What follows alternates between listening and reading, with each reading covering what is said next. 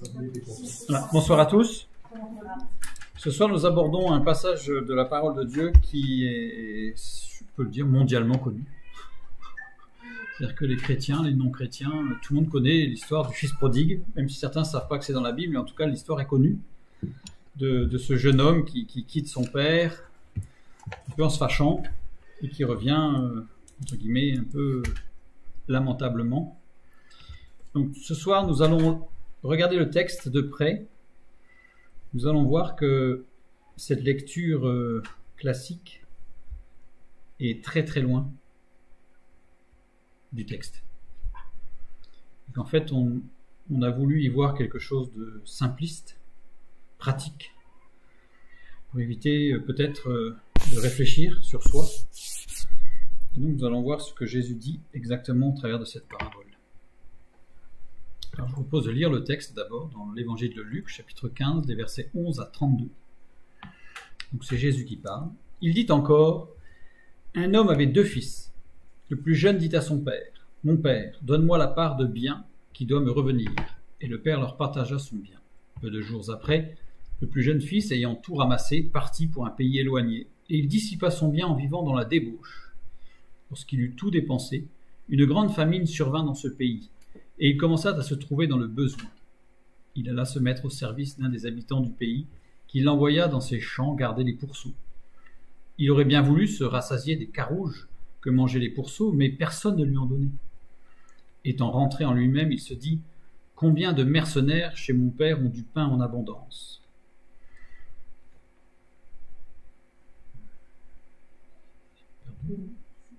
Merci. Et moi, ici, je meurs de faim. Je me lèverai, j'irai vers mon père et je lui dirai « Mon père, j'ai péché contre le ciel et contre toi. Je ne suis plus digne d'être appelé ton fils. Traite-moi comme l'un de tes mercenaires. » Et il se leva et alla vers son père. Comme il était encore loin, son père le vit et fut ému de compassion. Il courut se jeter à son cou et le baisa. Le fils lui dit « Mon père, j'ai péché contre le ciel et contre toi. Je ne suis plus digne d'être appelé ton fils. » Mais le père dit à ses serviteurs « Apportez vite la plus belle robe et l'en revêtez. Mettez-lui un anneau au doigt et des souliers aux pieds. Amenez le veau gras et tuez-le, mangeons et réjouissons-nous, car mon fils que voici était mort et il est revenu à la vie. Il était perdu et il est retrouvé. » Et ils commencèrent à se réjouir. Or, le fils aîné était dans les champs. Lorsqu'il revint et approcha de la maison, il entendit la musique et les danses. Il appela un des serviteurs et lui demanda ce que c'était. Le serviteur lui dit « Ton frère est de retour, et parce qu'il l'a retrouvé en bonne santé, ton père a tué le veau gras. » Il se mit en colère et ne voulut pas entrer. Son père sortit et le pria d'entrer. Mais il répondit à son père « Voici, il y a tant d'années que je te sers sans avoir jamais transgressé tes ordres, et jamais tu ne m'as donné un chevreau pour que je me réjouisse avec mes amis. Et quand ton fils est arrivé, celui qui a mangé ton bien avec des prostituées, c'est pour lui que tu as tué le veau gras. Mon enfant, lui dit le père, tu es toujours avec moi, et tout ce que j'ai est à toi. Mais il fallait bien s'égayer et se réjouir, parce que ton frère que voici était mort et qu'il est revenu à la vie, parce qu'il était perdu et qu'il est retrouvé. » Donc c'est un texte, comme je l'ai dit, très classique, très courant.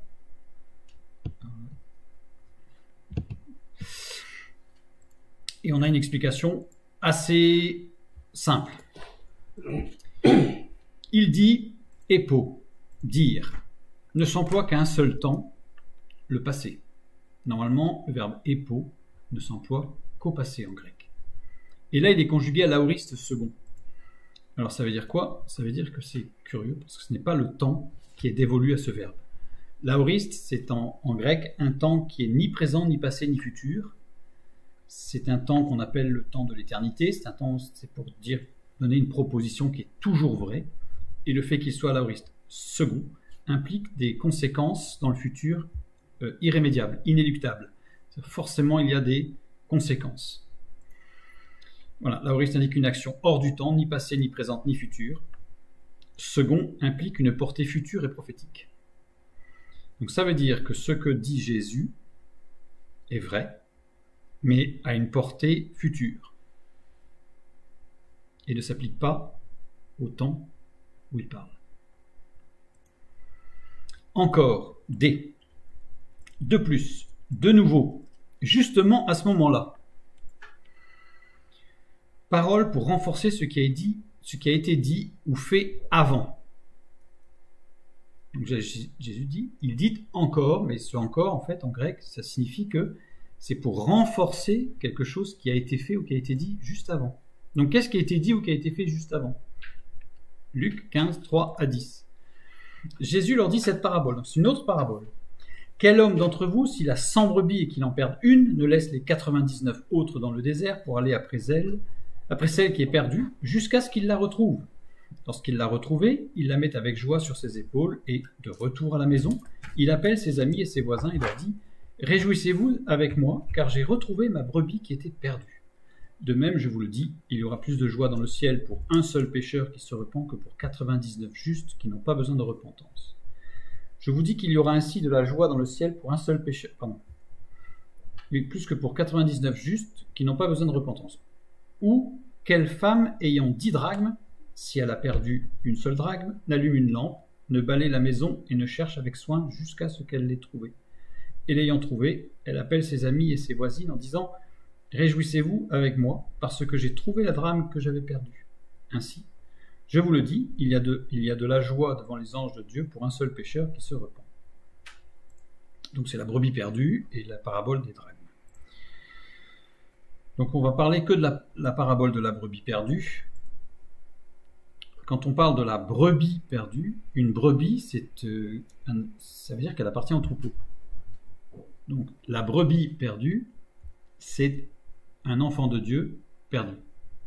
Ce n'est pas un pécheur qui se répand, ce n'est pas quelqu'un qui vit dans le monde une vie telle qu'il la souhaite, ou qui pense la souhaiter en tout cas, et qui va se repentir. C'est quelqu'un qui appartenait au troupeau et qui s'est éloigné du troupeau. Quand il est écrit que pour un seul pécheur qui se repent, le mot pécheur c'est amartolos, qui vient de amartano en grec, celui qui a un faux état d'esprit. Donc il y a de la joie dans le ciel pour une seule brebis qui a un faux état d'esprit, qui a un mauvais état d'esprit, qui se repent, qui revient à un bon état d'esprit. Littéralement, nous pourrions traduire plutôt que la brebis perdue, il aurait fallu traduire littéralement la parabole de la brebis intoxiquée. Donc là, je renvoie vers l'étude sur la parabole de la brebis perdue, qui s'appelle la parabole de la brebis perdue, pour avoir tout le détail et l'explication. Et donc ce qui nous intéresse là, c'est qu'en fait, le texte qui précède ne concerne pas la conversion d'un inconverti, mais concerne le retour, je dirais, dans le droit chemin de celui qui était, entre guillemets, chrétien, et qui s'est éloigné, ou qui a été intoxiqué. Donc c'est pas forcément, je dirais, volontaire, mais en tout cas, s'il a été intoxiqué, et en fait, il s'est éloigné, et c'est le retour de ce membre du troupeau qui revient. Ça, c'est le véritable sens de la parabole de la brebis perdue. De toute façon, même le titre, la brebis, symboliquement dans la Bible, c'est celui qui appartient au peuple de Dieu. Donc la brebis perdue, c'est bien celui qui appartenait au peuple de Dieu et qui s'est égaré. Le texte qui suit notre lecture, c'est la parabole de l'intendant malhonnête et avisé.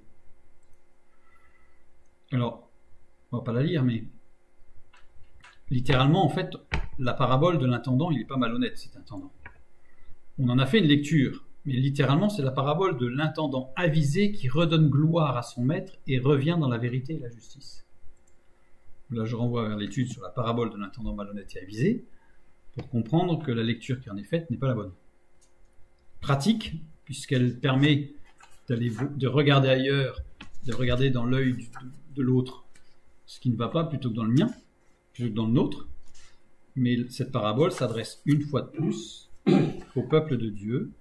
Et la parabole de l'intendant, non pas malhonnête, mais avisé et qui va revenir sur son mauvais état d'esprit, sur ses mauvais agissements en tant qu'enfant de Dieu, pour redonner gloire à son maître et qui va revenir dans la vérité et la justice.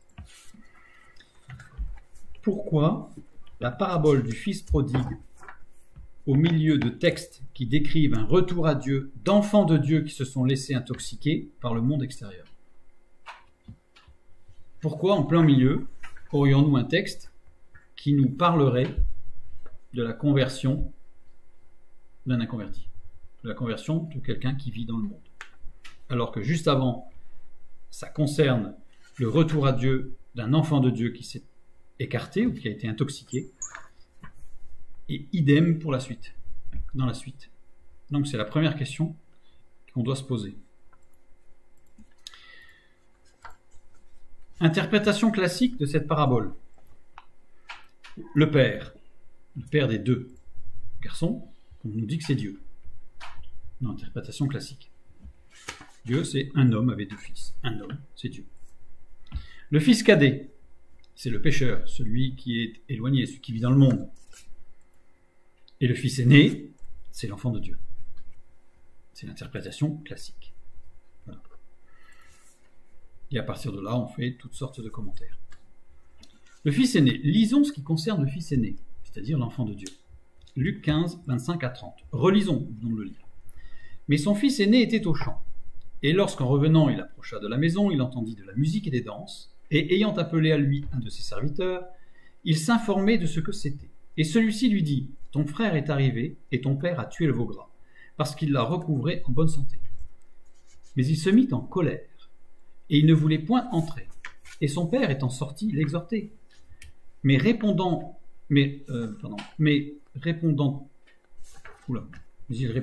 à son père, il y a un petit souci de copier-coller là, « Voici, il y a tant d'années que je te sers, et je n'ai jamais contrevenu à ton commandement, et tu ne m'as jamais donné un chevreau pour me réjouir avec mes amis. Mais quand ton fils que voici, qui a dévoré ton bien avec des femmes de mauvaise vie, est revenu, tu as tué pour lui le veau gras. » Qu'est-ce qu'on voit? On voit que le fils aîné, donc l'enfant de Dieu dans l'interprétation classique, il est loin de se réjouir. Le fils aîné, donc l'enfant de Dieu, tient tête à son père, à Dieu, et il le reprend. Le fils aîné, dans l'interprétation classique toujours l'enfant de Dieu, accuse le père, Dieu, d'injustice. Est-ce vraiment l'image de l'enfant de Dieu? Je ne pense pas. Maintenant, regardons le fils cadet, qu'on nous dit être le pécheur, celui qui vit dans le monde. On va lire que 2 versets pour commencer. Luc 15, 12 et 13. Et le plus jeune dit à leur père, « Père, donne-moi donne-moi la part du bien qui me doit échoir. » Et il leur partagea son bien. Et peu de jours après, le plus jeune fils, ayant tout amassé, partit pour un pays éloigné, et là il dissipa son bien en vivant dans la dissolution, dans la débauche. Le fils cadet, donc le pécheur, était dans la maison du père, Dieu, avant de décider de partir. Comment est-ce possible? Le fils cadet, donc le pécheur, avait des biens reçus du père, donc il avait reçu des biens de Dieu. Comment est-ce possible? Lisons maintenant les versets 17 à 19. Étant donc rentré en lui-même, il dit, « Combien de mercenaires de mon père ont du pain en abondance, et moi ici je meurs de faim. Je me lèverai, j'irai vers mon père, et je lui dirai, Père, j'ai péché contre le ciel et devant toi. Je ne suis plus digne d'être appelé ton fils, traite-moi comme l'un de tes mercenaires. » Le fils cadet, donc le pécheur, revient chez le père, Dieu, sans avoir compris l'amour du père, parce qu'en fait, il n'a pas compris là. Puisque le pécheur revient à Dieu, mais il dit, « Je vais être comme un mercenaire. » Comment est-ce possible? C'est pas une conversion, ça. Il vient par intérêt. Le verset 20. Et s'étant levé, il vint vers son père. Et comme il était encore loin, son père le vit et fut ému de compassion. Il courut se jeter à son cou et le baisa. Le père, Dieu, attend désespérément que son fils cadet, le pécheur, revienne à lui. Ce n'est pas vraiment l'image que l'on a d'un Dieu tout-puissant qui pleure dans son coin en attendant que le fils revienne, en espérant qu'il revienne un jour. C'est pas l'image, en tout cas, c'est pas ce Dieu-là que je vois au travers de la parole de Dieu. Quand je dis que le Père, Dieu, attend dans la parabole, d'après l'interprétation classique, désespérément que son fils, le pécheur, revienne à lui, on lit les versets 14 et 15, et quand il eut tout dépensé, il survint une grande famine en ce pays-là, et lui-même commença à être dans l'indigence. Et étant allé, il s'attacha à l'un des habitants de ce pays-là, qui l'envoya dans ses champs pour paître les pourceaux. Le Père, Dieu, ne peut intervenir sur les événements entourant la vie du fils cadet, le pécheur. C'est-à-dire qu'on voit un Dieu qui est totalement incapable d'intervenir, puisque ce sont des événements hasardeux qui vont amener le pécheur à rentrer en lui-même. Donc Dieu il est complètement exclu de la situation de cet homme, Et il attend, en espérant que les circonstances seront suffisantes pour le faire réfléchir et le ramener. Et donc il est sur sa terrasse à observer nuit et jour, à pleurer et à se dire pourvu qu'il revienne et pourvu qu'il revienne. Cette interprétation donne gloire à l'homme, mais pas à Dieu. Parce qu'en fait, il fait ce qu'il veut, le fils cadet. Il fait ce qu'il veut. Heureusement qu'il a trouvé quelqu'un pour l'embaucher, pour manger, pour garder les cochons, pour garder les pourceaux. Et on voit que Dieu, en fait, n'est pas souverain du tout. Et que l'homme fait ce qu'il veut. Donc on voit que cette interprétation, elle pose quand même de sérieux problèmes. Alors elle paraît simple comme ça et rapide, mais pas efficace. Puisqu'elle ne rend pas du tout le texte, d'une part, ça on va le voir, mais surtout, elle, entre guillemets, elle ridiculise Dieu. Dieu, il est tout petit, et il ne peut pas faire grand-chose. Donc ça, c'est une lecture qui n'est pas possible, en fait. Donc c'est la première réaction que j'ai eue en abordant ce texte, c'est de me dire, ça n'est pas possible. Cette lecture, cette interprétation n'est pas possible. Donc on va revenir sur l'interprétation classique. Jésus aurait utilisé en plus une parabole mettant en scène Dieu ayant deux fils.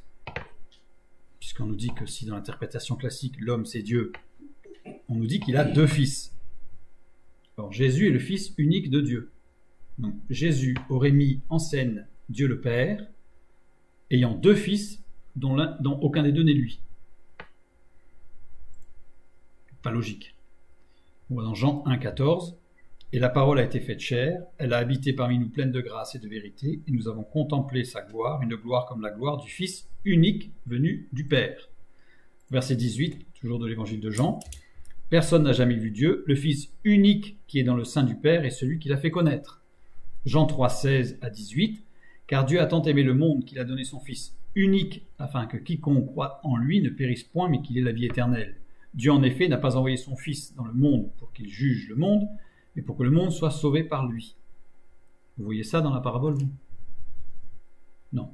« Celui qui croit en lui n'est point jugé, mais celui qui ne croit pas est déjà jugé, parce qu'il n'a pas cru au nom du Fils unique de Dieu. » Comment Jésus aurait-il pu donner une parabole, même si c'est une parabole mettant en scène Dieu le Père, ayant deux fils dont aucun des deux n'est lui?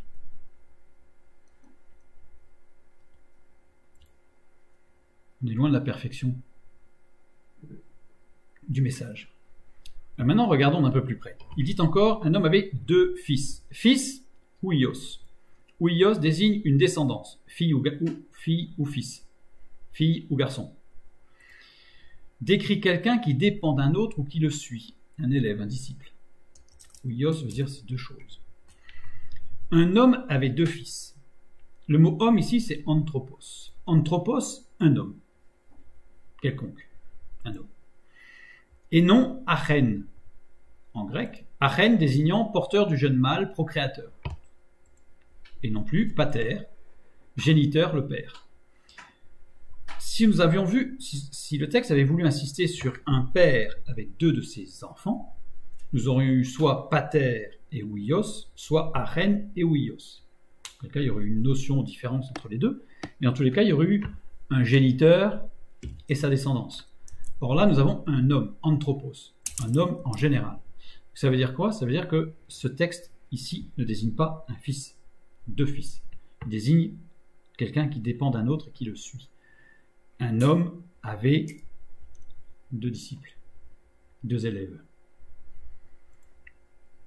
La parabole met en scène le Père, Dieu, en effet, mais non pas deux fils, mais deux catégories d'enfants de Dieu qui suivent le Père. Donc, il ne s'agit pas de un qui ne suit pas le Père et de un qui suit le Père, il s'agit de deux qui sont dans la maison du Père et qui suivent le Père. Il y avait deux qui le suivaient dans son enseignement et dans son message, en tant qu'élève ou disciple, mais pas deux fils.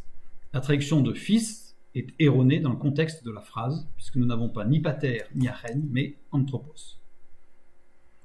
Il n'y a aucune notion de filiation en fait dans anthropos. Donc ça veut dire que, interprétation littérale, nous avons le Père, Dieu, le Fils cadet, un enfant de Dieu rétrograde, le fils aîné, un enfant de Dieu obéissant. Et là, nous avons bien un sens qui correspond au contexte avec ce qui est avant et ce qui est après. Imaginez les gens qui suivent le discours de Jésus, il parle de quelque chose, dans la suite il parle d'autre chose et il revient sur le premier sujet. Ce serait difficile à suivre. Donc là c'est cohérent, l'ensemble est cohérent avec tout le message de Jésus à ce moment-là. Le verset 12. Donc on continue. Maintenant on va essayer de découvrir qui représente cet enfant de Dieu rétrograde et qui est l'enfant de Dieu obéissant. On a vu quand même que l'enfant de Dieu obéissant avait une réaction qui était quand même pas très spirituelle, on va dire. Pas très empreinte des fruits de l'esprit. Le verset 12. Le plus jeune dit à son père, « Mon père, donne-moi la part de bien qui doit me revenir. » Et le père leur partagea son bien. Mon père, pater. Pater, en plus, dans le texte original grec, avec un pi majuscule. Ce qui est assez rare. C'est un vocatif. Un vocatif, ça veut dire qu'il interpelle. Ce pater, avec un pi majuscule, en tant que vocatif, est utilisé dans 3 cas précis. Quand Jésus s'adresse à son Père, quand Jésus s'adresse au Père Céleste, j'ai mis les références. J'ai mis les références que dans l'évangile de Luc, parce que nous sommes dans l'évangile de Luc. Quand un juif s'adresse à Abraham, son père, c'est dans Luc 16, c'est le passage où il y a le Lazare, puis le riche, les deux meurent, et puis il y en a un qui va dans le sein d'Abraham, et le riche dit, il s'adresse à Abraham, il dit « Je te prie, Père », et là c'est pater avec un pi majuscule. Et dans la prière modèle donnée par Jésus, Luc 11, 2, il leur dit, quand vous priez, dites Père, pater, vocatif avec un pi majuscule, que ton nom soit sanctifié, que ton règne vienne. Je mets toujours dans l'évangile de Luc, parce qu'évidemment il y a aussi dans l'évangile de Matthieu. Donc le fils cadet n'est pas Jésus. Nous le savons. Pas Jésus, évidemment. Donc ça ne peut pas correspondre à quand Jésus s'adresse à son Père. Le Père interpellé est Dieu. Le Père, c'est Dieu, et donc quand il dit « mon Père », il s'adresse à Dieu. Donc ça veut dire que ça ne peut pas être un juif qui s'adresse à Abraham, son père. Parce que Dieu, le Père ici, enfin, l'homme, c'est Dieu. Le fils cadet est un disciple de Christ, puisqu'il ça ne correspond que à la prière modèle par Jésus dans l'ensemble du texte de l'évangile de Luc, mais aussi de Matthieu, Marc et Jean. Remarque intéressante, qui ne sert que de remarque pour ce soir, mais on reviendra sur cette remarque de la prochaine fois, puisque nous aurons une deuxième partie, nous n'aurons jamais le temps ce soir de tout voir. Remarque, Luc chapitre 15, versets 25 à 30. Nous l'avons lu tout à l'heure, c'est tout le passage qui concerne le fils aîné. Alors, on ne va pas le relire. Pour ceux qui le souhaitent, vous pourrez le relire, mais on se rend compte que le fils aîné n'interpelle jamais le Père, Dieu, comme pater. Le fils aîné, c'est-à-dire l'enfant de Dieu obéissant, n'interpelle jamais l'homme, Dieu, son maître, en tant que pater. Jamais. Et quand il parle du fils cadet, il dit « mon frère ». C'est-à-dire qu'en fait, il y a une sorte de relation triangulaire où le fils aîné n'a pas la même relation que le fils cadet avec son père, pater. Et en plus, il dit « je te sers ». Depuis, voici, il y a tant d'années que je te sers. Douléou, en grec, qui veut dire service, servir, soumission d'une nation. C'est un verbe très spécifique qui désigne la soumission d'une nation. Ça vient de doulos, esclave obéissant à des ordres et des commandements. Quel est l'enfant de Dieu? Quelle est la nation qui est soumise à des commandements de Dieu?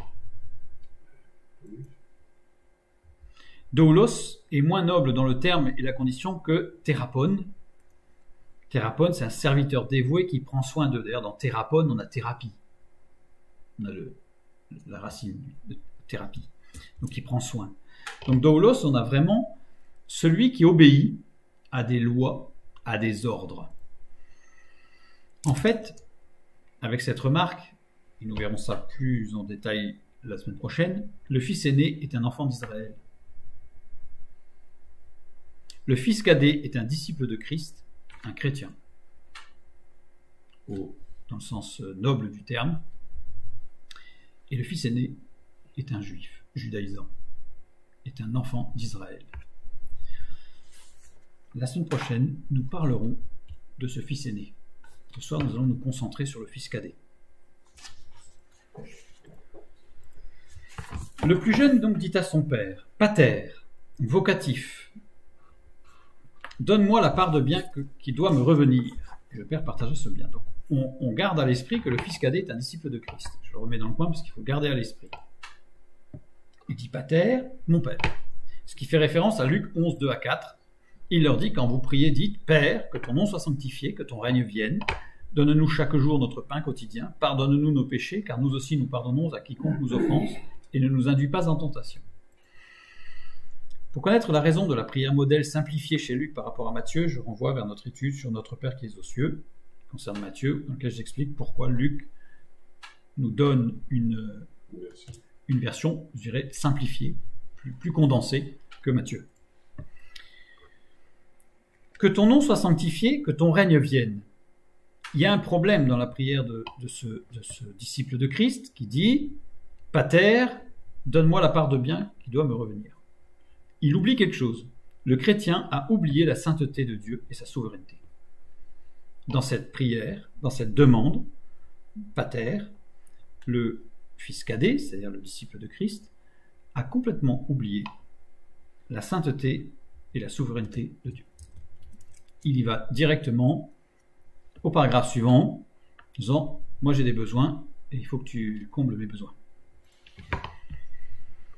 Par ailleurs, ce cadet, si je compare avec la prière modèle que Jésus nous a donnée, il dit bien que ton nom soit sanctifié, que ton règne vienne, donne-nous chaque jour notre pain quotidien.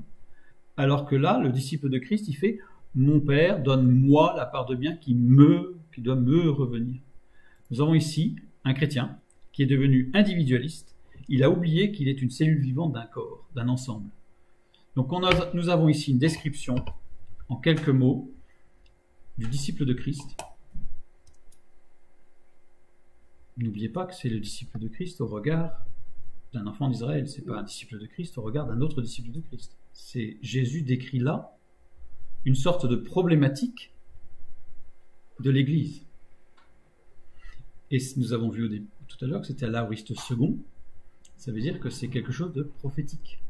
C'est quelque chose qui concerne le futur, c'est-à-dire l'Église. Et peut-être l'Église d'aujourd'hui, mais pas uniquement, mais peut-être. Donc ce chrétien qui a oublié la sainteté et la souveraineté de Dieu, ce chrétien qui est devenu individualiste, qui a oublié qu'il est une cellule vivante d'un corps, eh bien, il demande la part de bien qui doit lui revenir. Ousia. Ousia en grec, c'est l'essence, la substance, l'être. Désigne chez Platon la partie de l'homme qui demeure après la mort, la vie éternelle, l'esprit. Désigne chez les penseurs grecs l'essence démiurge. Ça veut dire quoi? C'est-à-dire que le chrétien ici revendique une essence créatrice, éternelle, comme étant un dû. Il dit voilà, je suis enfant de Dieu, donc je suis un petit Dieu quelque part, donc je mérite d'être considéré comme tel. Donc individualiste, oublie la sainteté et la souveraineté de Dieu, et se réclame d'une sorte d'autorité pour lui, tout seul. Le chrétien a oublié qu'il a été rendu participant de la nature divine, mais qui n'est pas de nature divine. Nous avons plein d'hérésies, plein de théories, comme quoi le chrétien, s'il prie, il obtient ce qu'il a demandé, parce que sa parole est créatrice. Ça existe, il y a des gens qui pensent ça. Il y a des gens qui vont partir du texte « Tout ce que vous lirez sur la terre sera lié au ciel », oubliant que le texte littéral ne dit pas cela. Le texte littéral dit « Ce que vous lirez sur terre sera, ayant déjà été lié auparavant, au ciel ». En fait, l'homme ne fait que entériner une décision divine, mais qu'il n'a pas de décision à lui tout seul. Il ne porte aucune décision. Nous lisons dans Romains, chapitre 11, versets 17 et 18. « Mais si quelques-unes des branches ont été retranchées, et si toi, qui étais un olivier sauvage, tu as été hanté à leur place, et rendu participant de la racine et de la graisse de l'olivier, ne te glorifie pas aux dépens de ces branches. Si tu te glorifies, sache que ce n'est pas toi qui portes la racine, mais que c'est la racine qui te porte. » Et là, bien souvent, le chrétien, il oublie qu'il est porté. Il se sent autosuffisant, même peut-être supérieur carrément, allons-y, aux autres. Voire l'égal, dans certaines conditions, on pourrait presque penser qu'il se considère l'égal de Dieu. Et le Père leur partagea son bien. Bios, mode de vie commun à un groupe. Son, ton, le. Et le Père leur partagea le mode de vie commun au groupe. Partager maintenant. Diaireo, qui veut dire diviser, faire une brèche, couper un pan de mur. Déterminer, définir. C'est pas dresser un mur, c'est couper un pan de mur. C'est déterminer, définir, juger, décider au sujet de quelque chose. Et le Père, Dieu, décida le mode de vie du groupe. Là, on a l'affirmation de la souveraineté de Dieu, contrairement à l'interprétation classique. L'heure, autois.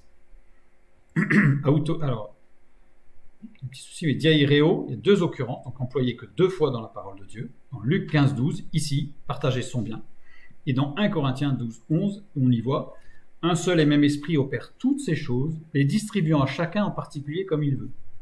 Donc ça veut dire qu'ici, distribuant à chacun, ou partageant, si vous prenez la même traduction, nous avons bien ici l'action du Saint-Esprit qui agit de façon souveraine, Dieu étant souverain, sur les distribuant à chacun en particulier comme il veut, comme il l'entend, comme il est nécessaire d'eux. Donc ici, au regard de cette prière qui n'était pas juste, qui n'était pas correcte, qui n'était pas entière en tout cas, par rapport à ce que Jésus avait souligné, eh bien nous avons Dieu qui va réagir, qui va dire ok, et qui va agir en tant que souverain. Il ne peut pas du tout subir, mais il va agir et faire et décider au sujet de la vie commune, le mode de vie commun à ce groupe. Autois est un pluriel, et le Père leur partagea son bien. Ça veut dire quoi? Ça veut dire que les deux sont concernés par la souveraineté de Dieu dans leur vie. C'est-à-dire qu'il y a le cadet et l'aîné, les deux. Ça pour l'aîné, on le verra la semaine prochaine. Et ça veut dire que le texte montre bien que les deux sont totalement soumis à la souveraineté de Dieu. Et qu'il n'y a pas une décision comme ça, où le cadet s'en va, il fait ce qu'il veut avec le baluchon sur le dos, et qu'avec les biens que Dieu lui a donnés, il fait ce qu'il veut, il dépense. Et puis quand il n'y en a plus, ben tant pis. Pas du tout. C'est Dieu qui va conduire toutes choses. Donc nous avons vu que les deux sont concernés par la souveraineté de Dieu. Et on va le lire tout simplement dans Luc chapitre 15 et versets 14 à 18 concernant le fils cadet. Lorsqu'il eut tout dépensé, une grande famine survint dans ce pays et il commença à se trouver dans le besoin. Donc là on a l'impression dans la traduction que c'est des circonstances quoi. Ça s'est fait comme ça. Au hasard. Presque au hasard. Survenir ici c'est ginomai. Nous remarquons qu'il est conjugué à la voix moyenne et passive déponente. En grec ça veut dire quoi? Ça veut dire que l'élément agissant, donc là le fils cadet, donne l'impression que c'est lui qui gère, ou là en l'occurrence que c'est la famine qui est survenue comme ça, toute seule, voilà, par des éléments météorologiques, ou stratégiques, ou humains, ou politiques, j'en sais rien.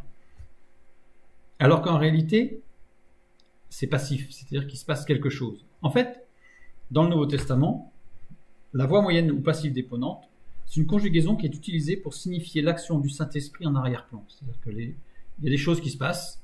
On a l'impression que c'est le hasard. Et comme je le dis très souvent, le hasard, c'est le pseudonyme de Dieu lorsqu'il veut rester discret. Donc, ici, c'est de la conjugaison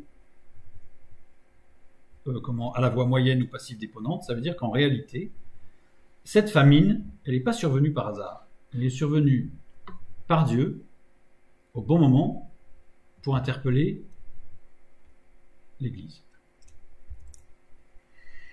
Et il commença à se trouver dans le besoin. archomai, il est conjugué à la voix moyenne passive ou passive déponente. Je continue. Il alla se mettre au service d'un des habitants, conjugué à la voix moyenne ou passive déponente. C'est-à-dire qu'en fait, tout ce qu'il fait, tout ce qui lui arrive, en réalité, n'est que le fruit de l'action souveraine de Dieu sur sa vie pour l'amener à considérer les choses de façon juste et dans une saine réflexion. J'irai vers mon Père, conjugué à la voix moyenne ou passive déponente. Maintenant, si je prends Luc 15, 25 et 26. Or, le fils aîné était dans les champs. Lorsqu'il revint et approcha de la maison, il entendit la musique et les danses. Il appela un de ses serviteurs et lui demanda ce que c'était. Là, on a l'impression que, là aussi, le fils aîné fait ce qu'il veut, quand il veut, il rentre, il est au champ, il rentre. Sauf que là, il revint, conjugué à la voix moyenne ou passive déponente. Il appela, conjugué à la voix moyenne ou passive déponente. Il demanda, conjugué à la voix moyenne ou passive déponente. Donc, dans les deux cas, on voit que la souveraineté de Dieu est complètement affirmée et qu'il ne se passe rien sans que ce soit Dieu qui soit à l'origine et dans la gestion de tout ce qui se passe. Pour, non pas forcer la main, mais pour amener chacun à réaliser, à prendre conscience de la nécessité d'une réflexion saine et pour prendre une décision, je dirais, responsable face à ce qui va se passer. Donc on est loin de quelque chose qui est fortuit et qui est propulsé par le hasard ou par des conditions nécessaires et suffisantes. Là, c'est absolument souligné dans tout le texte que c'est bien Dieu qui, conformément à ce qui est écrit au verset 12, et le Père leur partagea son bien, c'est-à-dire qu'en fait, il juge, il décide au sujet du mode de vie de chacun pour les conduire jusqu'à la vérité. Jusqu'à la vérité. Y compris le disciple de Christ, l'Église, parce qu'on va voir ce qui va lui arriver. Et pour le fils aîné, on verra la semaine prochaine. Le verset 13. Donc là, maintenant, nous allons nous concentrer sur le fils cadet, sur l'enfant de Dieu, le disciple de Christ, l'Église. Peu de jours après, le plus jeune fils, ayant tout ramassé, partit pour un pays éloigné, où il dissipa son bien en vivant dans la débauche. Ayant tout ramassé. Sunago. Sunago, assembler, réunir. Vient de sun, qui veut dire avec, ensemble, associé, et agiotes, qui veut dire saint et consacré. Le mot tout, apas. Apas, tout à la fois, la totalité des choses. Donc, il rassemble toutes ses affaires, d'après le texte, et il s'en va. Sauf que ce mot grec n'existe que dans les manuscrits récents. C'est-à-dire que dans les manuscrits anciens, nous n'avons pas le même mot, nous avons panta. Panta, qui veut dire toute chose et toute action. Ça veut dire quoi? Ça veut dire que le fils cadet, donc le chrétien, le disciple de Christ, a pris à son compte et pour son compte des choses saintes et consacrées à Dieu, des actions divines, et il les a mélangées, associées à d'autres choses et d'autres pratiques. C'est-à-dire que littéralement ici, il n'a pas absolument tout pris, mais il a pris les choses, certaines choses, à son compte, pour lui. Donc par exemple, on pourrait donner, je sais pas, l'exemple de, comment ça s'appelle, le développement personnel par exemple. Donc Dieu a changé la vie de quelqu'un, il l'a édifié, donc il l'a guéri, et au bout d'un moment, on va partir sur une phase de développement personnel, et on va dire, grâce au développement personnel, j'ai réussi à faire ceci. Donc on va prendre une action divine, et on va se l'approprier, en disant finalement, je suis pas si mauvais que ça, je suis assez fort même. Pour finir par, à la limite, je suis très fort. Je suis même le plus fort. Et on va donner des méthodes, et voilà comment moi j'ai réussi. Donc voilà, bien sûr on met le nom de Dieu quelque part, hein, parce qu'il faut quand même le mettre quelque part, on va pas quand même non plus exagérer. Mais on arrive en fait, voilà, ce que nous dit Jésus là, c'est qu'il décrit l'Église, il décrit les disciples, le disciple de Christ, membre de l'Église, du corps de Christ, comme étant quelqu'un qui, c'est futur, hein, c'est l'aoriste second, quelqu'un qui va récupérer certaines choses, des choses saintes, des choses qui sont à Dieu, ou des choses, des actions divines, et va les récupérer, se les approprier. Donc ici, nous avons la description de ce que c'est que ce qui s'est passé comme intoxication. Le chrétien, n'oubliez pas, le chrétien a oublié la sainteté de Dieu et sa souveraineté. Il s'octroie le droit de prendre des choses qui sont à Dieu, à son compte, pour son compte. Peur de rien. Plutôt inconscient. Plutôt inconscient. Il en oublie Dieu. Donc si je reprends, peu de jours après, le plus jeune fils ayant pris à son compte et pour son compte des choses saintes et consacrées à Dieu, des actions divines et les ayant mélangées, associées à d'autres choses et d'autres pratiques, j'ai mis entre parenthèses étrangères à l'action de l'esprit, pour bien souligner qu'il s'agit bien des choses purement humaines, partit pour un pays éloigné où il dissipa son bien en vivant dans la débauche. Partir ici, apodéméo. Apodéméo, formé de deux termes, apo et déméo, ou démos. Apo, séparation d'une chose par rapport à une autre avec destruction du lien entre elles. Démos, le peuple, vient de déo, lier, mettre sous une obligation, définit aussi un lien qui empêche de se mettre debout. 1 Corinthiens 6, 14 à 17, nous avons une description de ce qui est dit ici. Ne vous mettez pas avec les infidèles sous un joug étranger. Car quel rapport y a-t-il entre la justice et l'iniquité? Ou qu'y a-t-il de commun entre la lumière et les ténèbres? Quel accord y a-t-il entre Christ et Bélial? Ou quelle part a le fidèle avec l'infidèle? Quel rapport y a-t-il entre le temple de Dieu et les idoles? Car nous sommes le temple du Dieu vivant, comme Dieu l'a dit. J'habiterai et je marcherai au milieu d'eux. Je serai leur Dieu, ils seront mon peuple. C'est pourquoi sortez du milieu d'eux et séparez-vous, dit le Seigneur. Ne touchez pas à ce qui est impur et je vous accueillerai. Donc là, en fait, il y a eu une rupture. Il est parti. Mais en même temps, ce terme montre bien qu'il y a eu une rupture. Bien sûr, il est parti, qu'il y a eu une rupture avec Dieu, mais qu'il y a eu aussi une rupture entre ce qui est saint. Parce que même s'il a pris des choses qui étaient saintes, elles ne le sont plus parce qu'elles le sont uniquement parce qu'elles sont liées à Dieu. Mais pas en elles-mêmes. Intrinsèquement, elles ne sont pas saintes. C'est Dieu qui est saint. Pour un pays éloigné, Korah. Korah qui définit un espace qui se trouve entre deux limites. Ça ne définit pas véritablement un pays ou une région définie, mais c'est un espace qui se trouve entre deux limites. Et nous avons là une description dans Apocalypse 3, 15 et 16 qui nous dit « Je connais tes œuvres, je sais que tu n'es ni froid ni bouillant. Puisses-tu être froid ou bouillant ?» Les limites sont claires. « Ainsi, parce que tu es tiède et que tu n'es ni froid ni bouillant, je te vomirai de ma bouche. » Là, c'est fort. Donc on voit qu'il est parti dans un espace entre deux limites. C'est pas très clair. C'est pas très clair. Éloigné, macros. Loin, profondément, longtemps. Donc on a les deux sens au niveau, pas forcément géographique, mais c'est quelqu'un qui pousse une réflexion loin, ça sera macros, ou qui va être longtemps dans cette réflexion ou dans une situation donnée. Donc c'est macros. Donc il s'est séparé. Et il est parti dans un entre-deux. Dans un entre-deux. Donc je continue. Dissipa son bien, dissiper, diascorpizo, disperser, dia, préposition dénotant le canal d'une action, c'est au travers de quelque chose, au travers de lui. Scorpizo, disperser, éparpiller, dissoudre, diluer. Il dilua, dissolut son bien. Le bien, c'est ousia, justement. Essence, substance, être. Désigne chez Platon la partie de l'homme qui demeure après la mort, c'est la vie spirituelle. Désigne chez les penseurs grecs l'essence démiurge. C'est-à-dire que désigne l'action de Dieu dans la vie du chrétien, la nouvelle création générée par l'esprit. Eh bien, il va la dissoudre. Il va la diluer. Elle n'existera plus. Elle n'existera plus.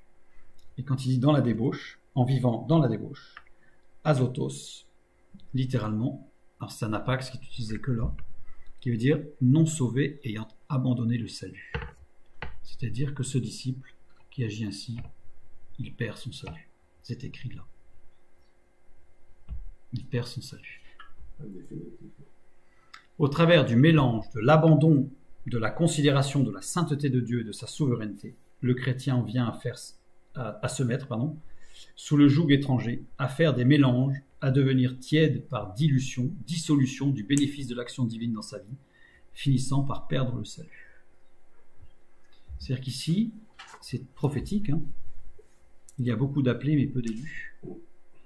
Et ça ne s'adresse pas aux pécheurs, ça s'adresse aux disciples de Christ, aux chrétiens, qui, s'il le souhaite, peut être rétrograde, il peut partir, il est libre, on verra tout à l'heure. Mais il y a une conséquence. Et là, elle est clairement décrite, puisque azotos, littéralement, c'est qui a perdu salut, qui n'est pas sauvé.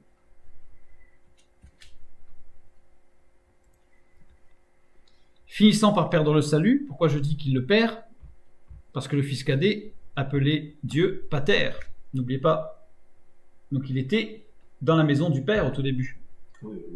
Donc ça veut dire qu'il était bien avec le Père, dans la maison du Père. Donc il était sauvé. Et là il n'est plus. Là il n'est plus. Il a perdu le salut. Versets 14 et 15. Lorsqu'il eut tout dépensé, une grande famine survint dans ce pays et il commença à se trouver dans le besoin. Il alla se mettre au service d'un des habitants du pays qu'il envoya dans ses champs garder les pourceaux. Donc là on a vu que c'est Dieu qui gère tout ça. En fait, au moment opportun, dans le timing précis. À se trouver dans le besoin, c'est la traduction de oustéréo. Oustéréo qui veut dire être en retard, arriver trop tard. Ça veut dire qu'il commence à percevoir qu'il va arriver trop tard. Il va arriver trop tard où? Ça, on verra ça plus tard. On verra ça la semaine prochaine. Qu'il est inférieur, on peut se comprendre, et qu'il se prive de quelque chose. Il se prive de, c'est pas qu'il est privé, c'est il s'est privé de quelque chose.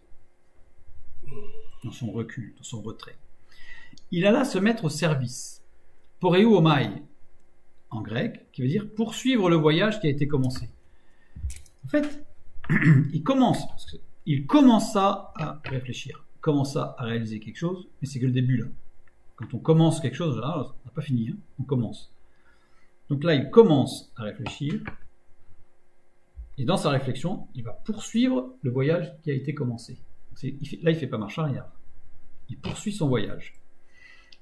Poreu omai, adhérer à l'enseignement de quelqu'un. Il va adhérer à l'enseignement d'un des habitants du pays. Ce verbe vient d'un dérivé du même mot que peira, qui signifie expérimenter, apprendre à connaître par l'expérience. Il va partir sur autre chose. Habitant polites, qui veut dire concitoyen, quelqu'un qui est dans la même région que lui. Pays, Kora, on a vu tout à l'heure, l'espace qui se trouve entre deux limites, vous savez, tiède. Donc en fait, là, il commence à réfléchir et il va se rapprocher de quelqu'un qui est tiède aussi, mais qui semble avoir une solution. Puisque le fils cadet suit une personne qui se trouve en réalité dans la même situation que lui, mais qui semble avoir une solution pour ne pas être oustéréo, c'est-à-dire en retard, ou arriver trop tard, ou être inférieur, ou se priver de quelque chose. Il semble qu'il y ait une solution.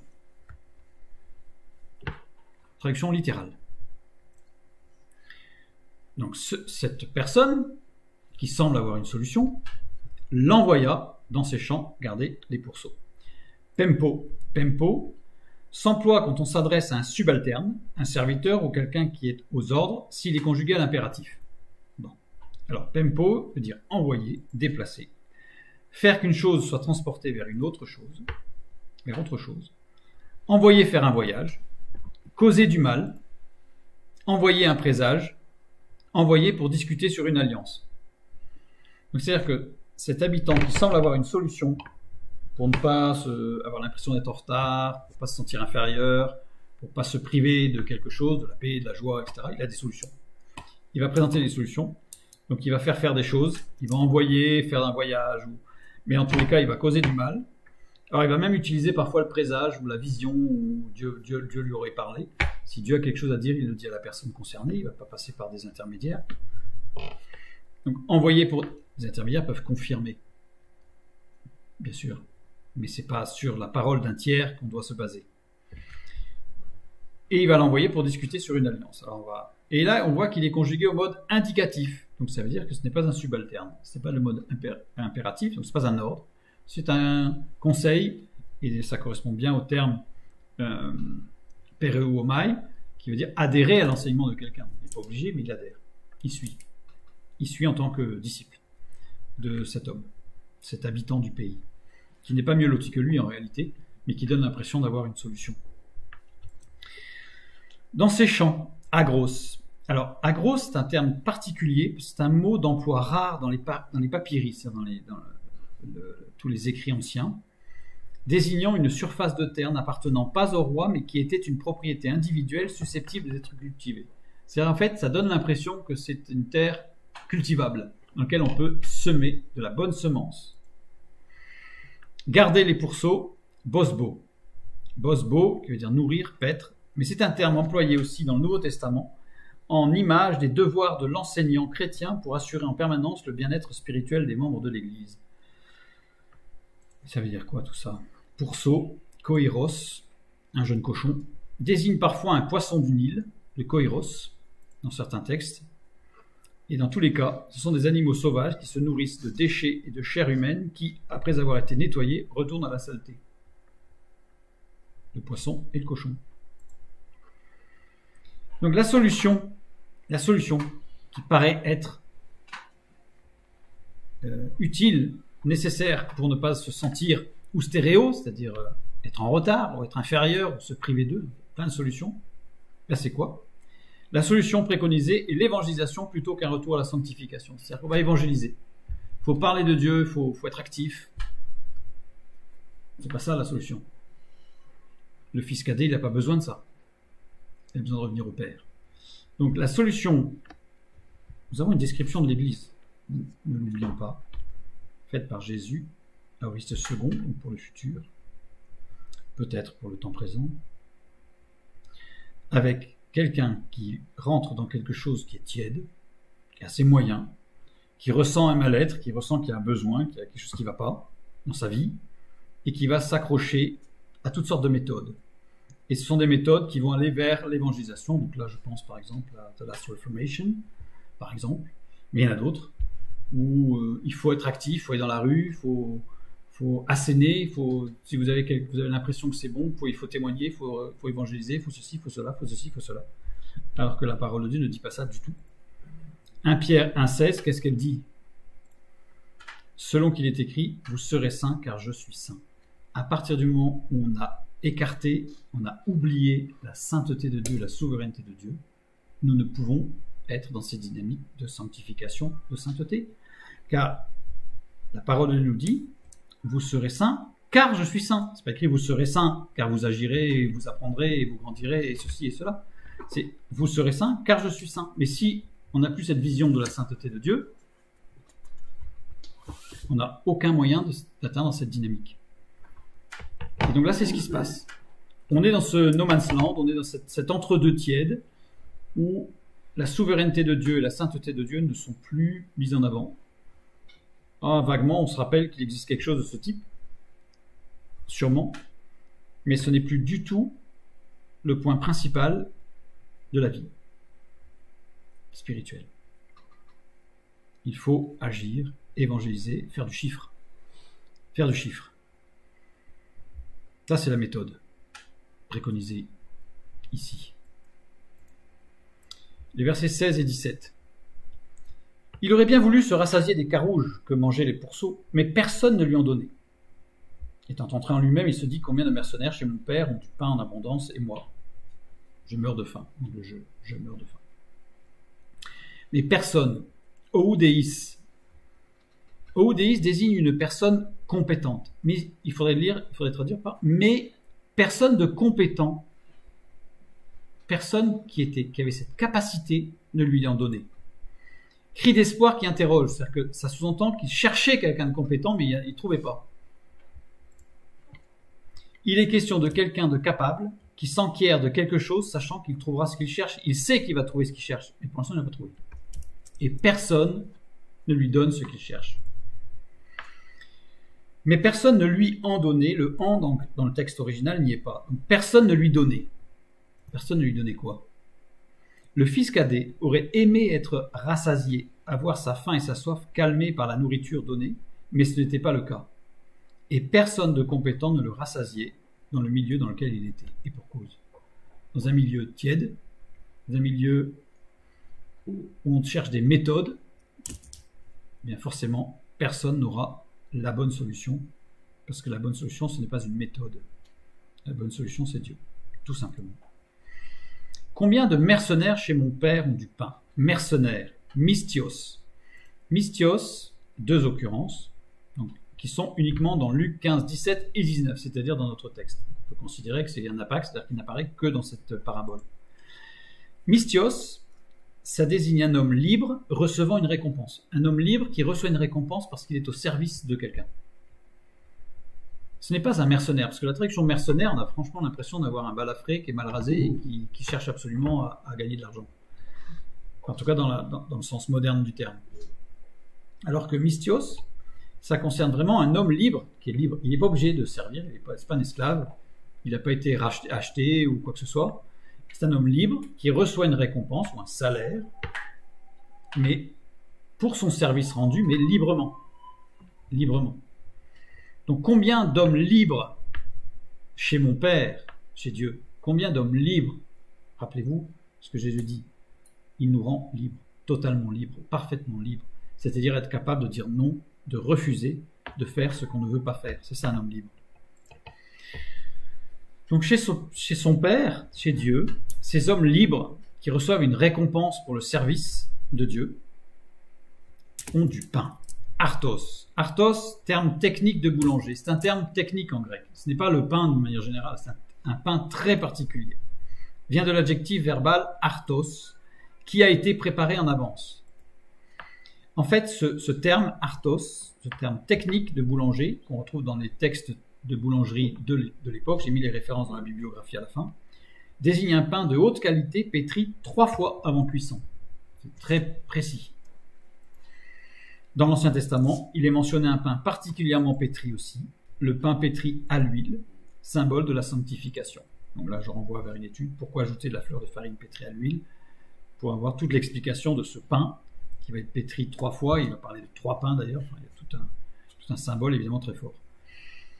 Donc là, on a un pain très particulier, désigne un pain de haute qualité pétri 3 fois avant cuisson, qui a été préparé d'avance. Donc là, il ne désigne pas juste du pain comme ça sur une étagère. C'est quelque chose de précis. Si je remets les mots dans le bon ordre, et moi, de faim ici je meurs. Je vais mettre les mots en grec dans le bon ordre, parce que vous allez voir que ça change tout. Et moi, ego, littéralement, je suis. Et je suis, il y a un mot qui n'est pas traduit, signale une opposition, insiste sur le mot précédent, sert à marquer une transition vers quelque chose de nouveau. Ce qu'on appelle le dé métabatique.